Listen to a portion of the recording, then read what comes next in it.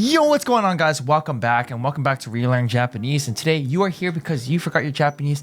I need a quick little course to get yourself back on the Japanese proverbial host. I'm your host, maydaysan, and let's get into this. But before we do, thank you, patrons, so much for your contributions this month. Thank you so much. Your name's popping up right here. Always helping out the channel. Got some fun stuff for you guys, and let's get started. So number one, we're going to be continuing from last week where we did compound sentences with the te form.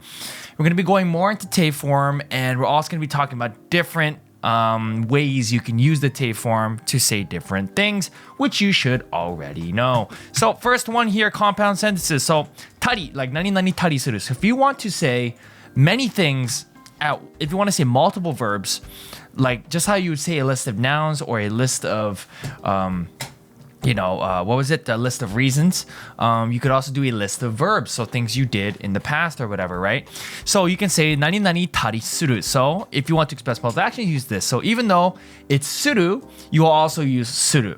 So basically what you'll be doing is, since you're talking about the past and things that you did to somebody, you're going to be using the past tense, and then, the casual past tense, of course, the casual past tense, and then adding tari, or the sound dari or tari, to make it into a list, and essentially turning these words into nouns. So you'll notice a pattern in Japanese is when you add an e sound to a verb or e sound to something, it becomes a noun, right? So yondari, so it becomes the actual action of drinking, and tabete becomes the actual action of eating in a kind of a pseudo noun form, which is why you have to attach suru to it, because suru is pretty much the general way to express any kind of noun in a verb action kind of form. Nani nani o suru, nani nani o yaru, right? I suru, right? Even though you can't say it, like there's no verb for love except konomu, but you can't say like I ruru, it's like I shiteru, right? So you're adding a verb to a noun, even though these are both verbs. Don't think of it. Sorry, I'm making it too complicated. Anyway, so if you want to explain multiple actions, you put into the past tense, you add di and suru, right? You revert to the stem form, add the tari, blah blah blah, and you add it like that. So for example, you say eiga o mitari, popcorn o tabetari shita.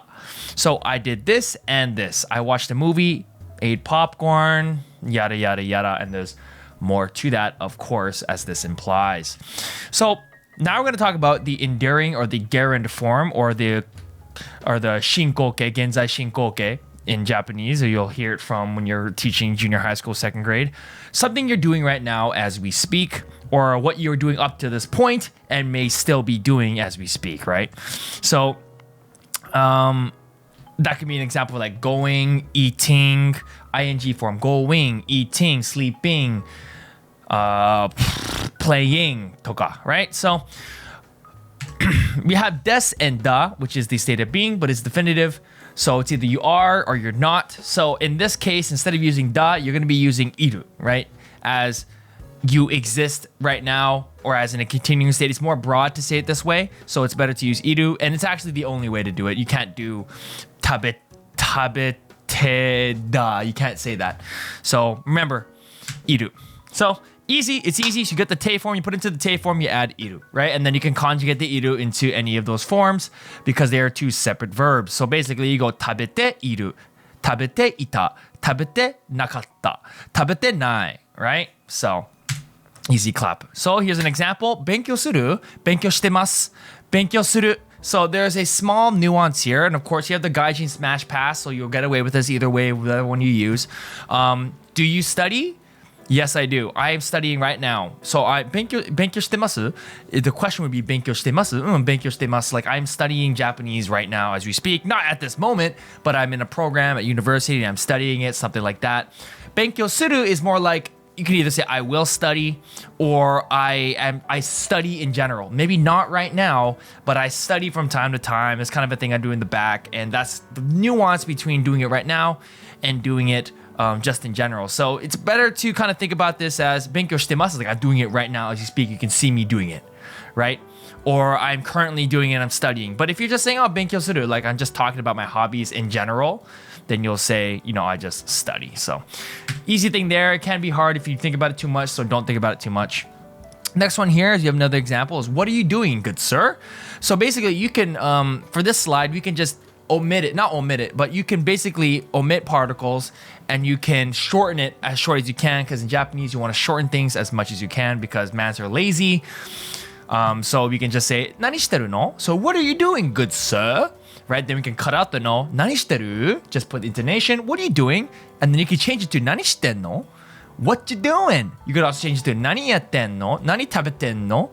何を飲んでんの? Right? So get used to that last one because that last one is the one you hear the most, especially when you meet a dude at the izakaya. Oh, おかえりさん、何してんの? 何してんの? 勉強してます。何飲んでる? 何飲んでんの?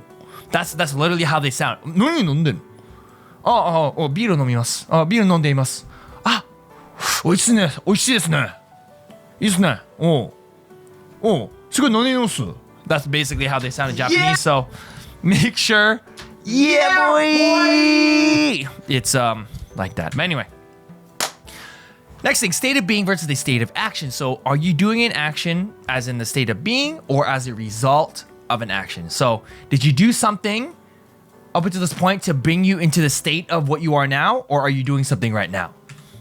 So here's a weird example. So you could be もう食べた? まだ食べてない. So in English, this sounds kind of weird. It's like, what do you mean I'm not eating? You didn't ask me if I'm eating right now. You asked me if I ate. So why am I responding with a gerund, with a I am not eating right now? So in Japanese, it's kind of thought of in a different way. It's kind of like I am not in the state of having eaten something, right? Of having eaten something. So I didn't eat. I still haven't eaten, and I am not eating at the time. So therefore, I have not eaten. So I haven't been eating and he still haven't eaten. So I am in the state of being. I am not in the state of being of tabeta. I am not in the state of being of tabeta, of having eaten. So therefore I am not tabete na. I am not eating right now. So it's pretty confusing, but I am not eating. I am not in the state of being of having eaten something, right? Honestly, the best way for you to remember this is to honestly just listen to what people say in real life, and you'll notice what people say. They're like, why is he using progressive form even though he's not eating right now? Or I asked them the past tense. これをやります? やってないです. Like, do you play soccer? やってないです. What do you mean やってないです? Yeah, I'm not asking if you're doing it right now. I'm asking if you're talking about not doing it, therefore you're not in the state of being of playing soccer, right? So it really comes with this trial and error. It's real trial and error kind of thing. So you have to just kind of get used to it and just pick up on what people are saying and pick up on how they respond to questions and how they think about it in Japanese as Japanese people. So they aren't doing it now. Therefore, they are not in a state of being to answer your question that they have done it. Words to live by. So here's another one, another confusing one. So you know the two verbs, shiru and wakaru. So they both, if you translate them, they both mean know. But it's better if you translate them as know and understand. So shiru is know, and wakaru is to understand, right? So knowledge is forever, and understanding is like a one-time thing. Do you understand what I just told you? Yes, I did. Knowledge, do I have something in my brain that I know this entire time, right? So for example, you would say 知ってる? これ知ってる? Are you in the state of being of knowing this thing? この曲知ってる? 知ってないです。知ってないです。I am not in the state of being of knowing that, right? You don't say わかってる? You would say, are you in the state of understanding? You wouldn't say that. You would say わかった? Did you understand? わかった? わかったわかったわかった. Right? So just the two main differences between these two is one is that you could always be in a state of knowing something, but you can only understand something once, and then you know it from then on, right?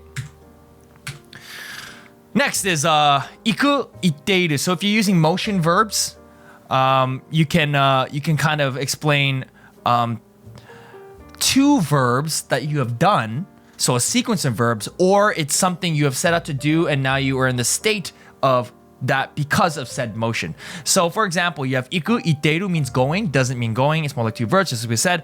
I will go on ahead. So 先に行っているよ. So I will go and exists over there. So split this up as two instead of one verb. It's easy to kind of bunch it together because that's how you learn it as a phrase, like 行ってきました, right? So you don't want to do that. You want to show them as two separate verbs. So I have gone and I am existing now. So てある is as a result. So for example, you'll hear this a lot. So if you ask a student to like write your name please, もう書いてある or 壁になんか書いてある there's already something written on the wall. As a result of something being written, it exists and now it is there. So you could either think of it that way. You could think of it as a train of thought that someone did something and now it exists, or you could just think of it as two verbs, which is probably easier. So 書いてある it's written and it exists. It's written and it exists. So 書いてある so that's just two basic te forms. The basic te form combination is just written and it exists, right? You want to say 書いている because 書いている that would mean exists as a person, right? Because いる is for people, ある is for inanimate objects. So you wouldn't say that, you say 書いてある. It's the same kind of deal. So I just wrote some little translations here. So a name is already written here. Therefore, I've already wrote it. I've written it. Therefore, it is. Okay? Here's another example. So, 用意した? I mean, もうしてあるわ. So, like, did you prepare? Have you prepared? Yes, I have prepared for it. I have prepared it. Therefore, it is. So, same thing. してあるわ. So, Teoku, this is a cool one. You wouldn't really, it's easy to remember this if you know the kanji, which is right here, which means to put down something. So when you put down something, that means you are doing something, you are putting it down and setting it aside for later. So that's why you're preparing to do it for later. So for example, you could say something like, ご飯を作っておく. I'm gonna make dinner so we can have it for later. I'm gonna make dinner, put it aside, and have it for dinner. Usually this is written in hiragana, so you don't know what oku is and you're just trying to remember it. But if you put the kanji, like right here, oku, that means you're just doing a sequence of verbs. So you're making it and putting it down and for later. And you could also put things down in a conceptual way, in an abstract way, like yametoku. So for example, yametoku, like for now, I'm gonna say no, but maybe later I'll decide if I want to do it or not. So like, これを買いますか? いや、とりあえずやめとくわ. So I'm just gonna say no for now, but maybe later if I decide, maybe I'll buy it later. So there's an intention. So if you say toku, you're giving people an expectation that you're gonna do something with it later. So be careful when you say that. So again, motion verbs again. So te iku, te kuru. So showing that you're doing something toward or from somewhere. So usually the most cases you'll see this in either to bring or to take. You'll see it in abstract verbs, which we'll go into in just a second. So look for this. So you say pen o motte iku. So I'm gonna take my pencil to school. I'm gonna take it and go. I'm gonna hold it and go. Therefore, I am taking it. The opposite, pen o motte kuru. So I'm going to take it and come. Hold it and come on your face. So then the next one, pen o motte kuru. So are you going to bring it and come here, right? So motte iku is to take, because I'm taking it and going. And pen o motte kuru is to bring it. Okay, motte kuru. Okay, that's more of a vocabulary thing rather than trying to learn the principle of it. But once you understand the principle, you can start making different combinations, such as 行ってきました. So usually you say like, 学校に行ってきました. So usually the way you learn it is like you learn it as a phrase, so you're not really breaking it down. So when you break it down like this, 行ってきました, it's two verbs. It's two verbs. I go and I come. I go and I come. I come and go. So 行ってきました. I went and now I'm back. So 行ってきました. I just came back from Kyoto. Kyotoに行ってきました. I just came back from Kyoto. This one, 帰ってきました. I just came back from my journey home. Now you may be thinking like, what the fuck? Come and come is the same thing on my face, right? So it's like 帰ってきます. So I'm coming and coming. I'm coming home because you learn it as come home. But kairu is more of the idea of a journey home. So the journey, kairi. So there's a journey of going home and I'm carrying out that journey and I've just come back from my journey home. So I just came back from my journey home. Kairi kara kimashita. You could even say that. Kairi kara kimashita. I just came back from my journey home. But man's aren't about to say that. It's easier to just say in the verb form. So kaite kimashita. Here's another one. It's a cool abstract way you can say this. It's 太くなってきた. So 太くなってきました. 太くなってきた. So this is like two verbs into things. So We'll get into naru later, but basically futoku is to become fat. So you add the ku and you turn it into naru. So futoku naru, which is to become fat. So naru. So then you change naru into te form. Futoku natte kita. So I suddenly became fat. Like, oh my, itsunomanika, I became fat. Itsunomanika, by the way, means suddenly without even, you're like, whoa, holy shit. Just all of a sudden it's already this. So this is kind of another way to use it. So like, oh, nanenani natte kita. Nanenani natte kita. Like I just became something without even realizing it. Here's a cool example. So いろんな人と付き合ってきたが、いい人はまだ見つからん. So this one is like I've gone out with many people up until this point. This whole phrase here, いろんな人と付き合って.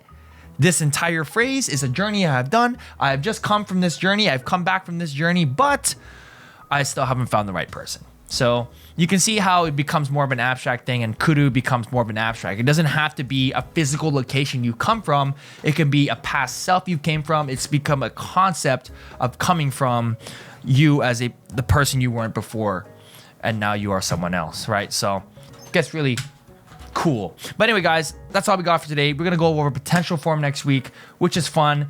Taberareru and tabereru and nomerareru and nererareru and fun stuff like that. It's gonna be a fun tongue twister. You guys should know this. It's Relearn Japanese. But anyway, guys, thanks so much for watching, supporting the channel, and I hope to see you guys next time. Your Nihongo is Jozu. Until Oji-san tells you that it isn't. And then, yeah, anyway, I don't know what I'm saying here. Have a good day. Thank you, and peace out, A-Town. Oh, Kanji Buff's gonna out right now. Kanji quiz, all that stuff. On the Patreon, there's quizzes and stuff. Extra work on the Relearn Japanese program. Okay, later, bye.